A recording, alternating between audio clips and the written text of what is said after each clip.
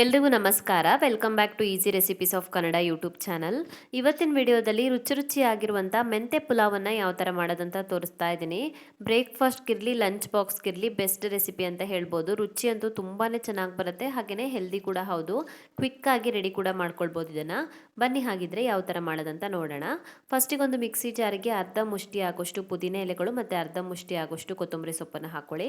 ಹಾಗೆಯೇ 2ರಿಂದ 3 ಹಸಿಮೆಣಸಿನ್ಕಾಯಿ, 1 ಇಂಚ್ ಆಗೋಷ್ಟು ಶುಂಠಿ, 4ರಿಂದ 5 ಎಸ್ಲಾಗೋಷ್ಟು ಬೆಳ್ಳುಳ್ಳಿ, ಹಾಗೆಯೇ ಅರ್ಧ ಕಪ್ ಆಗೋಷ್ಟು ತೆಂಗಿನಕಾಯಿ ತುರಿನ ಹಾಕ್ಕೊಂಡು ಇದಕ್ಕೆ ಇವಾಗ ಸ್ವಲ್ಪ ನೀರನ್ನು ಹಾಕಿ ನುಣ್ಣಗೆ ರುಬ್ಕೊಳ್ಬೇಕು. ಮಸಾಲೆನ ಎಷ್ಟು ನೈಸ್ ಆಗುತ್ತೋ ಅಷ್ಟು ನೈಸಾಗಿ ರುಬ್ಕೊಳ್ಬೇಕು.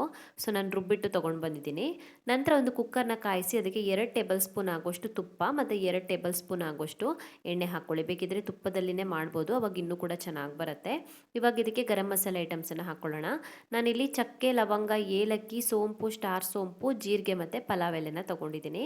ಗರಂ ಮಸಾಲೆ ಐಟಮ್ಸನ್ನು ಹಾಕಿಬಿಟ್ಟು ಸ್ವಲ್ಪ ಹೊತ್ತು ಚೆನ್ನಾಗಿ ಫ್ರೈ ಮಾಡ್ಕೊಳ್ಬೇಕು. ಇದು ಫ್ರೈ ಆಗ್ತಿದ್ದ ಹಾಗೇ ಇದಕ್ಕೆ ಇವಾಗ ಈರುಳ್ಳಿ ಹಾಕ್ಕೊಳ್ಳೋಣ. ನಾನಿಲ್ಲಿ 2 ಈರುಳ್ಳಿ ತೊಗೊಂಡಿದ್ದೀನಿ. 2 ಈರುಳ್ಳಿನ ಚೆನ್ನಾಗಿ ಹೆಚ್ಚಿಬಿಟ್ಟು ಹಾಕ್ಕೊಂಡಿದ್ದೀನಿ.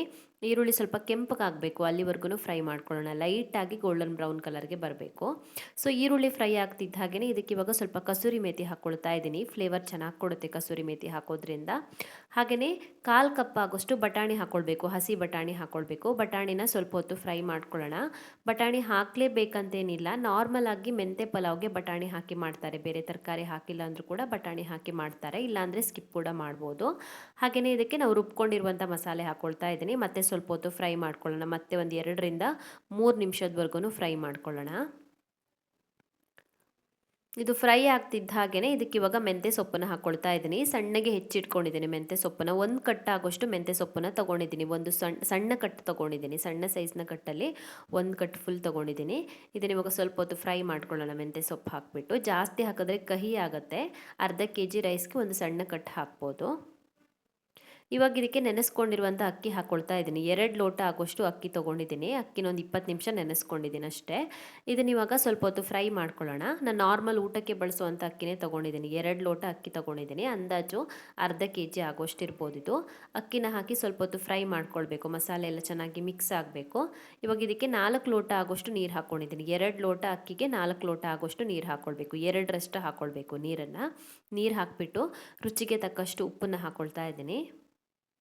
ಸೊ ನಾನು ಟೊಮ್ಯಾಟೊ, ಮೊಸರು ಏನೂ ಹಾಕಿಲ್ಲ ಇದಕ್ಕೆ. ಹಾಗಾಗಿ ಹುಳಿಗೆ ಸ್ವಲ್ಪ ನಿಂಬೆ ಹಣ್ಣನ್ನು ಹಾಕ್ಕೊಳ್ತಾ ಇದ್ದೀನಿ. ನಿಂಬೆ ಹಣ್ಣನ್ನು ಹಿಂಡ್ಕೊಳ್ತಾ ಇದ್ದೀನಿ. ಸ್ವಲ್ಪ ಸಾಕು, 1/4 ಭಾಗದಷ್ಟು ನಿಂಬೆ ಹಣ್ಣನ್ನು ಹಿಂಡ್ಕೊಳ್ಳಿ, ಸಾಕಾಗುತ್ತೆ.